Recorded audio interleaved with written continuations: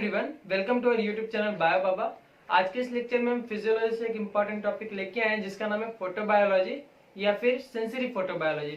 तो चलिए देखते हैं क्या होता है और किस तरह से ये किसी प्लांट सिस्टम को अफेक्ट करता है और क्या इसका सिग्निफिकेंस है। ओके, तो स्टार्ट करते हैं आज का हमारा टॉपिक।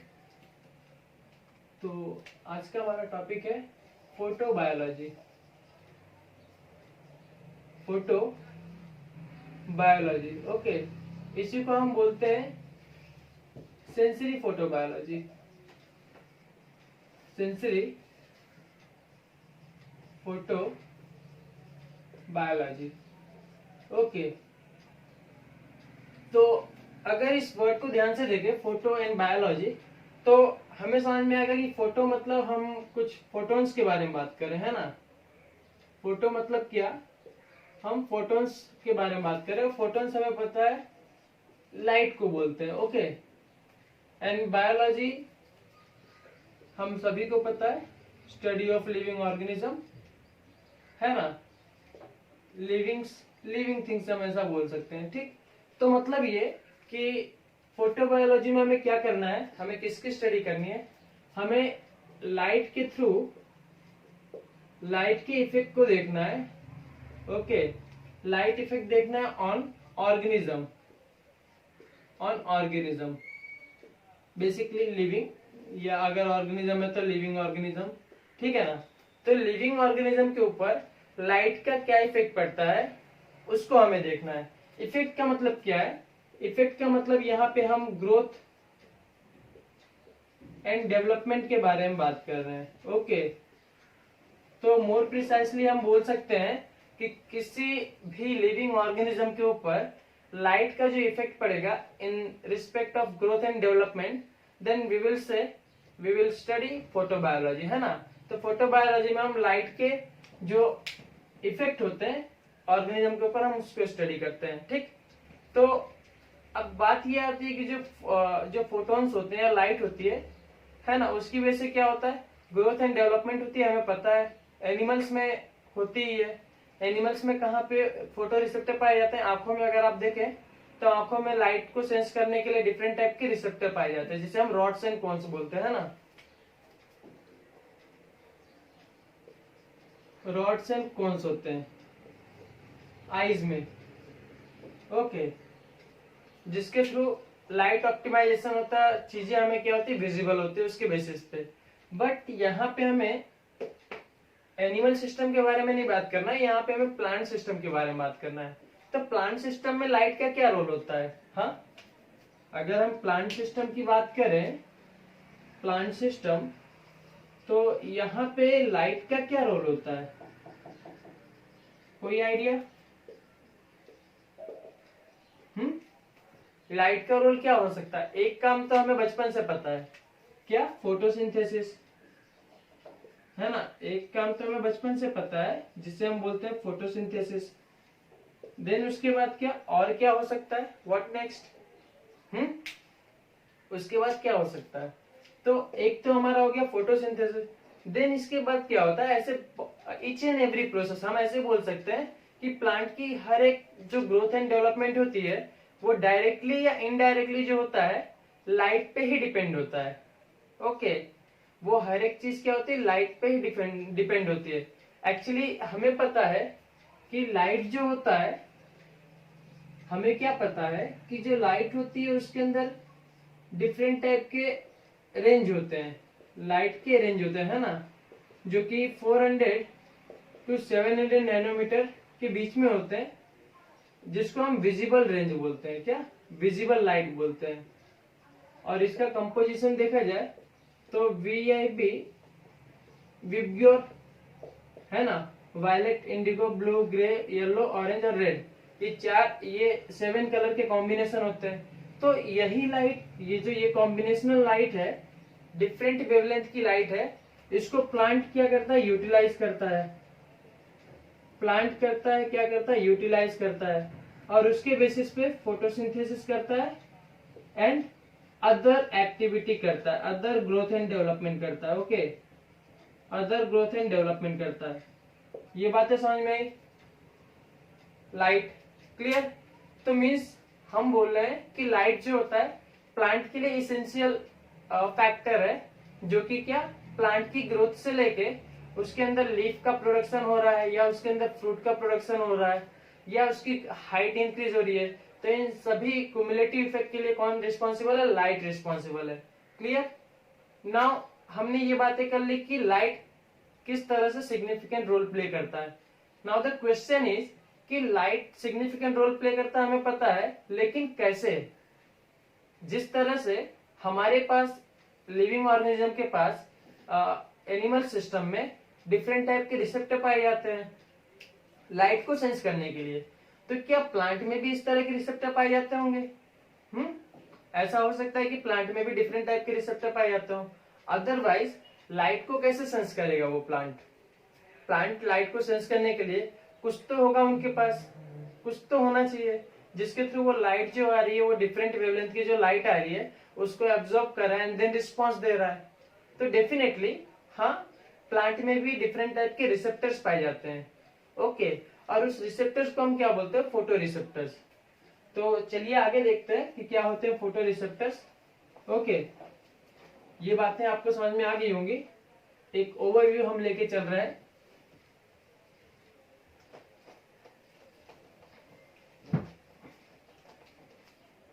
ओके, तो हमने क्या बोला कि प्लांट में भी क्या पाए जाते हैं?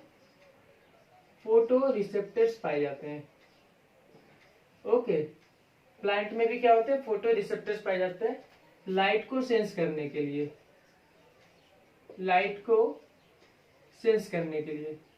नाउ क्वेश्चन ये है कि क्या एक ही तरह की फोटो रिसेप्टर पाए जाते होंगे या मल्टीपल टाइप के?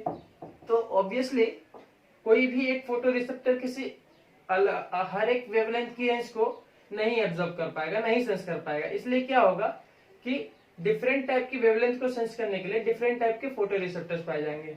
तो बेसिकली जो फोटो रिसेप्टर्स होते हैं वो डिफरेंट टाइप के होते हैं। ओके, यहां मतलब क्या होता है? वेरिएशन होता है, या मल्टीपल टाइप के होते हैं, मल्टीपल टाइप के होते हैं। क्लियर? अब कौन कौन से ऐसे रिसेप्टर हो सकते हैं? कौन कौन से ऐसे रिसेप्टर हो सकते हैं? तो बेसिकली जो रिसेप्टर होते हैं, फोटो रिसेप्टर्स होते हैं, ओके, उनके नाम कुछ इस तरह से। फर्स्ट हमारा जो फेमस एग्जांपल है जिसको हम बोलते हैं फाइटोक्रोम। क्या है? फाइटोक्रोम। फिर एक और रिसेप्टर हमारे पास होता है जिसको हम बोलते हैं क्रिप्टोक्रोम। ओके, तो हमारे पास दो रिसेप्टर हो गए। पहला क्या हो गया? फाइटोक्रोम। दूसरा क्या हो गया? क्रिप्टोक्रोम। तीसरा होता है एक फोटोट्रोपिन, फोटोट्रोपिन। और एक और रिसेप्टर होता है हमारे पास जिसको हम बोलते हैं zeitlupe family, zeitlupe, zeitlupe family, zeitlupe family of receptor. Okay, तो ये कुछ स्पेशल टाइप के रिसेप्टर्स हैं जो कि किसी भी प्लांट सिस्टम में पाए जाते हैं, कॉमनली पाए जाते हैं। और इनका ये जो होते हैं डिफरेंट टाइप के फोटो रिसेप्टर्स डिफरेंट टाइप के लाइट को सेंस करते हैं और देन रिस्पॉन्स देते हैं। क्लियर? फाइटोक्रोम जो होता है basically red light and far red light, red light and far red light को सेंस करता है। ठीक? क्रिप्टोक्रोम जो होता है बेसिकली ब्लू लाइट को सेंस करता है, ब्लू लाइट को सेंस करता है। ओके, फोटोट्रोपिन जो होता है ये भी ब्लू लाइट को सेंस करता है, ब्लू लाइट। ओके, और आपका जिटलुक फैमिली है ये भी आपका ब्लू लाइट को ही सेंस करेगा। ओके, तो ये बातें क्लियर है कि चार तरह के हमारे पास फोटो रिसेप्टर्स है, phytochrome, cryptochrome, phototropin and zeitlupe family. जिसमें से फाइटोक्रोम जो होता है मेजर वो होता है, मेजर रिसेप्टर है। क्लियर?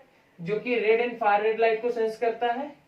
क्रिप्टोक्रोम ब्लू लाइट को सेंस करता है, फोटोट्रोपिन ब्लू को सेंस करता है एंड जिटलुक फैमिली जो होती है ये भी ब्लू लाइट को सेंस करती है। क्लियर? ये तो हमारा एक ब्रीफ अकाउंट हो गया रिसेप्टर्स के बारे में। क्लियर? अब फोटोबायोलॉजी को शुरू करने से पहले कुछ बेसिक टर्म्स है जो हमें पता होनी चाहिए। For example photomorphogenesis. देन एक हमारे पास दूसरा टर्म है स्कोटोमॉर्फोजेनेसिस, देन हमारे पास तीसरा टर्म है इटियोलेटेड सीडलिंग, फिर एक और टर्म है डी इटियोलेटेड सीडलिंग। क्लियर? ये चार बातें हमें पता होनी चाहिए फोटोबायोलॉजी को अच्छे समझने के लिए। चलिए देखते हैं क्या होते हैं ये टर्म्स। ओके,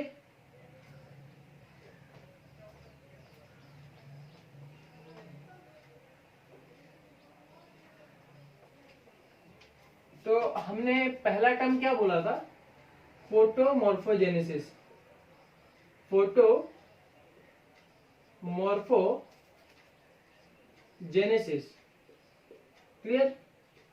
फोटो, अगर इस वर्ड को तोड़े तो हमें समझ में आएगा। फोटो मतलब लाइट, मॉर्फो मतलब मॉर्फोलॉजी, या तो फिर हम इसको सिंपलर वे में कह सकते हैं शेप, है ना। और जेनेसिस का मतलब होता है प्रोडक्शन, है ना। तो हो क्या रहा है? लाइट की प्रेजेंस में शेप का क्या हो रहा है? प्रोडक्शन हो रहा है। तो मतलब light induce morphological changes. Shape का मतलब तो हम मॉर्फोलॉजिकल चेंजेस भी बोल सकते हैं ना, मॉर्फोलॉजिकल चेंजेस। क्लियर? तो होगा क्या? प्लांट के ऊपर डिफरेंट टाइप के रिसेप्टर्स पाए जाते हैं, ठीक है। और ये रिसेप्टर्स जब लाइट को सेंस करेंगे तो क्या होगा? प्लांट की ग्रोथ बढ़ाएंगे, हो सकता है प्लांट में फ्लावरिंग लाएंगे, हो सकता है इंटरनोड का इलोंगेशन होगा, हो सकता है एंथोसाइनिन का पिगमेंटेशन होगा। तो ये डिफरेंट टाइप के जो रिस्पॉन्सेस हैं वो किसके थ्रू में मिल रहे हैं? ये रिसेप्टर के थ्रू मिल रहे हैं। फोटोमॉर्फोजेनेसिस मतलब क्या है? शेप चेंज हो रहा है ना। प्लांट की हाइट बढ़ेगी तो शेप चेंज होगा, लेंथ बढ़ेगी तो शेप चेंज होगा, फ्लावरिंग होगी, है ना। तो ये सारी चीजें क्या हुई? तो इसको हम बोल रहे हैं क्युमुलेटिव, क्या बोल रहे हैं? फोटोमॉर्फोजेनेसिस या लाइट इंड्यूस्ड जो होगा शेप चेंज होगा, ठीक। इसी के बाद एक टर्म आता है हमारे पास स्कोटोमॉर्फोजेनेसिस।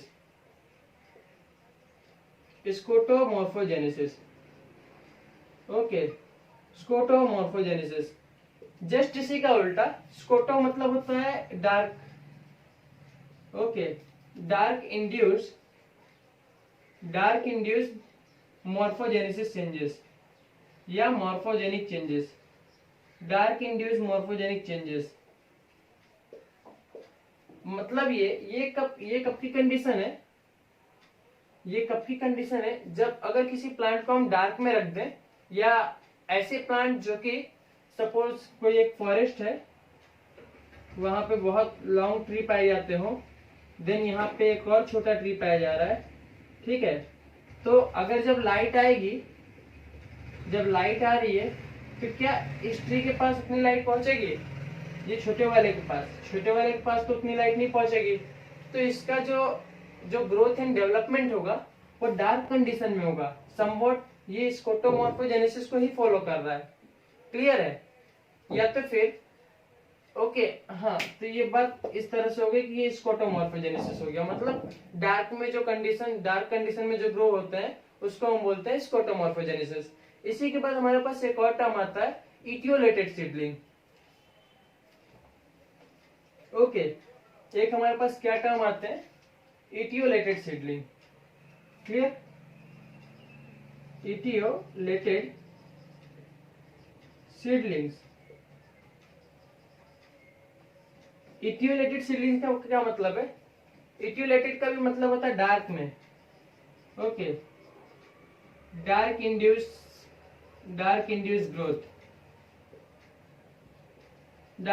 ग्रोथ मतलब ये कि जब कोई प्लांट की जो सीड्स हैं, ये जो जब सॉइल में जर्मिनेट होना शुरू होते हैं तो दो पार्ट बनते हैं। एक जो होता है हाइपोकोटाइल होता है, एक रेडिकल पोर्शन होता है। तो ये जो हाइपोकोटाइल का जो ग्रोथ हो रहा है, ये हाइपोकोटाइल का ग्रोथ जब तक ये ऊपर नहीं आ जाता, सॉइल सरफेस से ऊपर की ओर ना आ जाए, यहाँ तक, है ना।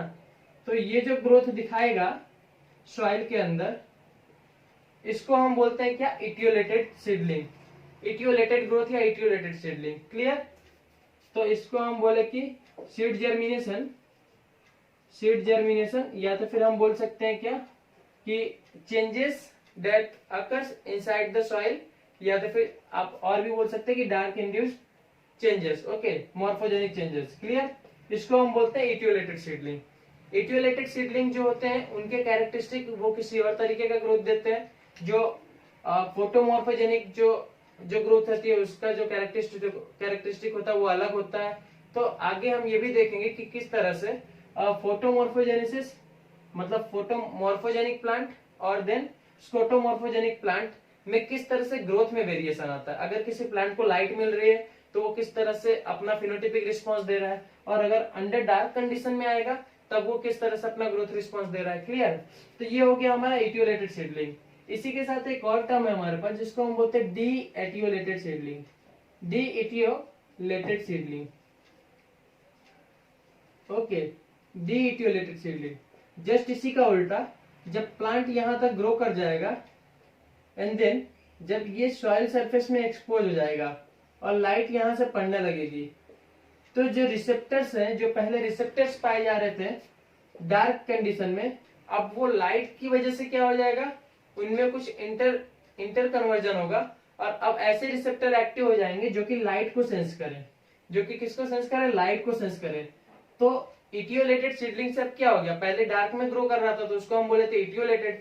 अब क्या हो गया कि इटियोलेटेड कंडीशन चेंज हो गई, अब प्लांट लाइट में आ चुका है, तो अब किस तरह का ग्रोथ हो जाएगा? डी इटियोलेटेड सीडलिंग या डी इटियोलेटेड ग्रोथ। क्लियर हुआ आपको कि फोटोमॉर्फोजेनेसिस, फोटो रिसेप्टर्स क्या होते हैं, फोटोमॉर्फोजेनेसिस क्या है, स्कोटोमॉर्फोजेनेसिस क्या है, etiolated seedling and D etiolated seedling. Clear हुआ? तो ये तो था कुछ basic portion about the photobiology या सेंसरी फोटोबायोलॉजी। आज की इस वीडियो लेक्चर में बस इतना ही। अगले वीडियो लेक्चर में हम डिफरेंट टाइप के रिसेप्टर से स्टार्ट करेंगे और हमारा पहला रिसेप्टर होगा फोटो रिसेप्टर्स। ओके, तब तक के लिए thank you, thanks for watching.